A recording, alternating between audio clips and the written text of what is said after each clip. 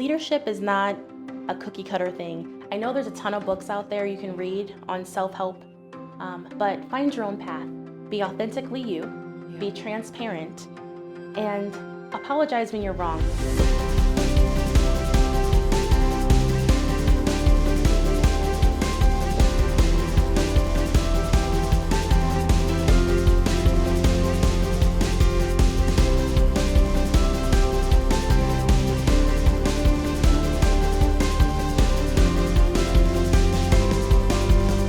Welcome back to Live at the Hive. My name is Janice Jokkel, your host, and today I am so excited for you to meet our next guest. She has got the heart of gold and absolutely is selfless in this community. So welcome, Ashley. I'm so glad that you were able to squeeze some time in to buzz on over here at the Biz Hive. So tell our viewers, what do you do? So my 9 to 5 that pays the mortgage is working for Sandridge Food Corp. Okay. Now Sandridge Crafted Foods. I work in the HR department, and my area in HR is retention. So in this post-pandemic world that we live in, and in manufacturing environment in general, we need to keep the people who come through our doors. Yeah. And so I'm so excited to be able to help create a positive workplace environment that people want to stay and keep choosing every day. So that's what I get to do. Outside of that, when I'm not at Sandridge, I also work with the community in a couple of different areas, a couple of different nonprofits. My passions in that arena is women, children, medical disparities, and poverty. So that transcends a couple of different nonprofits. But all in all, I just like helping people. Yeah. I would have to say that just watching your journey and knowing what you do, when I said you're selfless, you absolutely help first with zero agenda attached to it. And that's what I just, you're such an amazing role model for young adults to look up to. So you've got a couple kiddos. I do. Yeah, I see them in your Facebook posts, and yeah, they're getting big. They are. Tell us, the show has a couple components that we love to share. So who inspired you to do what you do, or who inspires you? That is a really easy question for me. My mom. So yeah, Tracy she is an Ruffin, amazing woman. My childhood was not ideal. There's been a lot of decisions that she made to get us where we are today, whether it was with my father, my brother's father, or other kind of things, some things that weren't her choice that happened to her. And it created this environment that she decided she wasn't going to stay in. And she was a single mom to me and my brother. We grew up in government-assisted housing.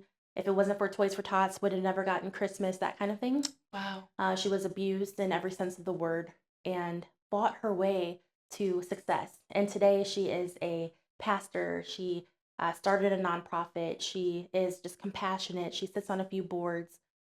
She's strong. She's a homeowner. I can keep going on, but my mom is truly my inspiration. Oh, I love that. Yeah.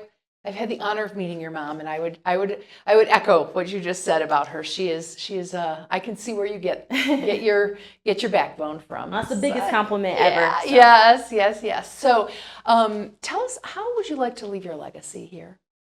If I were to leave this earth today, I would hope that my legacy is within my children, that I've helped create productive members of society, for one, but loving, caring individuals. I hope that at my funeral, and people get up and are supposed to give 2-minute remarks, but in the Baptist church, it's more like 5 to 15 minutes, that they would say that people were inspired to make change in their communities, to stand up for what they believed in, and to take a step to do something that maybe even scared them, but challenged them. So that's the legacy that I hope I'm leaving by all the work that I do, whether it's at Sandridge, whether it's in the community, or whether it's in my own home. Yeah. So the show's called Words of Wisdom, and you've got a lot of them. I've heard you speak, so you've got some that are just profound. So share with our viewers today, what words of wisdom would you like to drop a nugget of knowledge into their lap? I would say that leadership is not a cookie cutter thing. I know there's a ton of books out there you can read on self-help, but find your own path. Be authentically you, be transparent, and apologize when you're wrong. I was reading something earlier, and it was like 7 ways to never say you're sorry. And I was like, that is terrible. Yeah. So apologize when you're wrong, be honest, be true, and be yourself, and never give up, because life happens. Yeah. And we have to find a path forward. And through that journey, you never know who you're inspiring. Yeah. No, you have no idea who's watching your journey. Exactly. Because I'm watching yours and I'm like, oh, she's doing so amazing in this community. I appreciate you so much. Our journeys have crossed paths multiple times, and I really appreciate and look up to you as well, Janice. Oh, thanks. Well, until next time, until we have our next guest on our show, we really appreciate you choosing to watch our segment every week, and we thank all of our guests that have sat in the seat to share their story. Until next time, toodles.